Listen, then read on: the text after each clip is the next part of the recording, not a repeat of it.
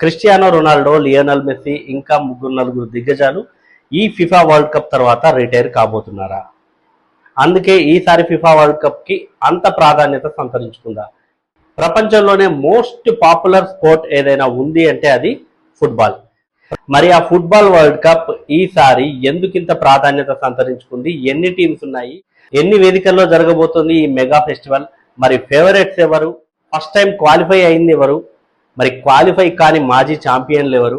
అసలు షాక్ ఇచ్చే అవకాశం ఉన్న టీమ్స్ ఏమన్నా ఉన్నాయా? అసలు మరి ఆ డీటెయిల్స్ అన్నీ ఒకసారి చూద్దాం.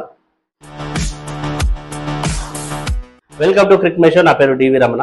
23వ ఎడిషన్, 3 దేశాల ఆతిథ్యం, 48 టీమ్స్, 39 రోజుల పాటు సాగే మెగా ఈవెంట్, 104 మ్యాచ్లు జూలై 19 వరకు మనల్ని అయితే అలరించబోతున్నాయి. ఫిఫా వరల్డ్ కప్ వచ్చేసింది. మరి ఈసారి FIFA world cup last time 32+ teams ఉండే అనుకుంటా, ఈసారి 48 టీమ్స్ అయ్యాయి. మరి ఆతిథ్యం ఇచ్చే దేశాలు ఏంటంటే for the first time 3 nations ఆతిథ్యం ఇస్తున్నాయి: America, Mexico, Canada. So 3 nations hosting చేయడం అనేది ఇదే first time FIFA world cup హిస్టరీలో.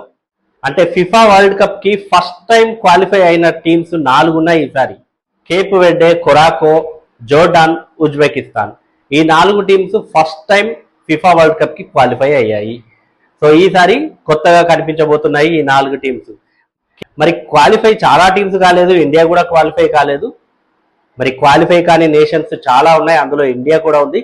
కానీ ఒక టీం గురించి మాత్రం మాట్లాడుకోవాలి, అదే ఇటలీ. 4 సార్లు ఛాంపియన్ గా గెలిచినటువంటి టీం ఇటలీ ఈసారి అయితే క్వాలిఫై కాకపోవడం అయితే ఇటలీ అభిమానులని చాలా చాలా నిరాశకు గురి చేసి ఉంటుంది. కానీ ఫుట్బాల్ మీద ఉన్న అభిమానంతో ఎట్లాగో అయితే వాళ్ళు ఈ వరల్డ్ కప్ అయితే ఎంజాయ్ చేస్తారు.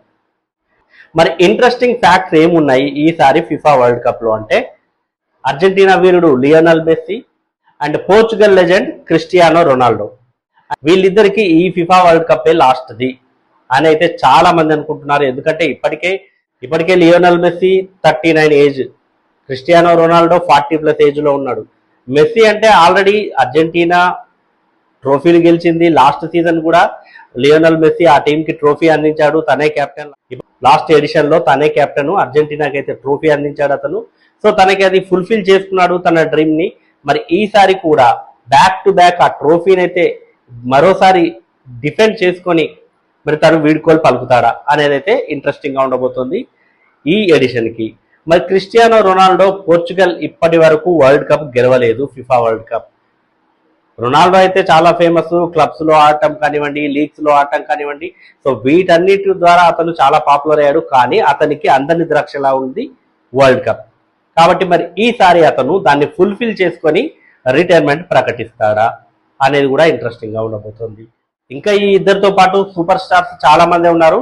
కానీ అందరి ఫోకస్ మాత్రం బ్రెజిల్ కి చెందిన నేమార్ పై ఉంటుంది.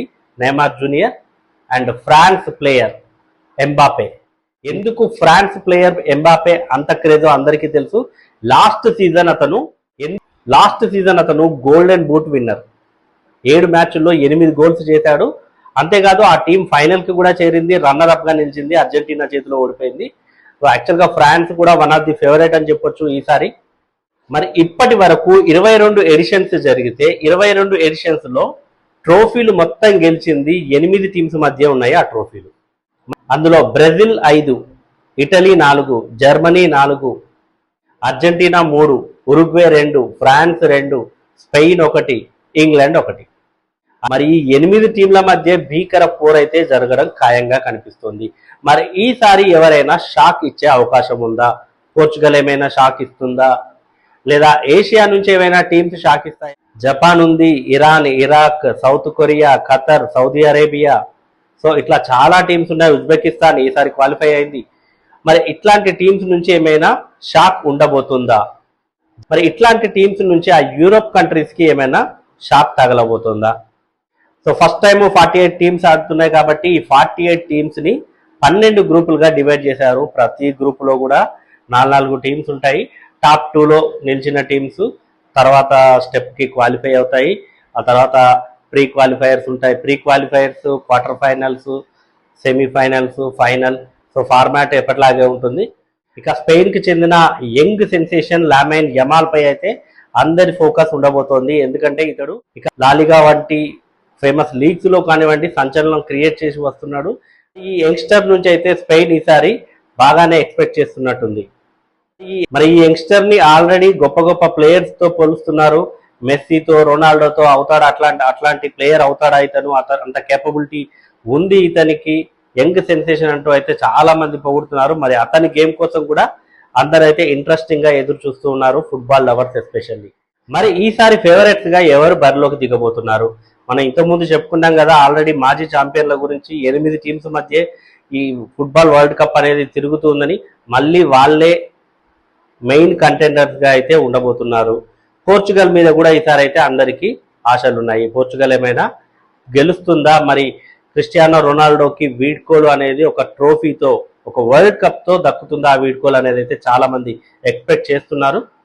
సో బ్రెజిల్ ఎట్లాగో ఉంటుంది, Brazil, France, defending champion Argentina, Spain, England. So ఇవైతే ఫేవరెట్స్ గా బరిలోకి దిగబోతున్నాయి. సో ఫిఫా వరల్డ్ కప్ ని మరి ఎక్కడ చూడాలి? So FIFA world cup broadcasting rights అయితే ఈసారి జీ దక్కించుకుంది. సో లైవ్ స్ట్రీమింగ్ చూడాలి అంటే డిజిటల్ గా అయితే మాత్రం G5 లో చూడొచ్చు.